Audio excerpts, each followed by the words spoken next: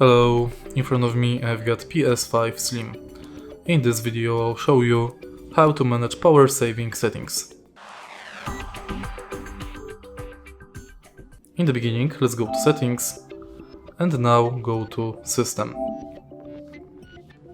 Enter power saving and now set time until PS5 enters rest mode, between don't put in rest mode or 1 hour, and while playing games after 20 minutes or don't put in rest mode.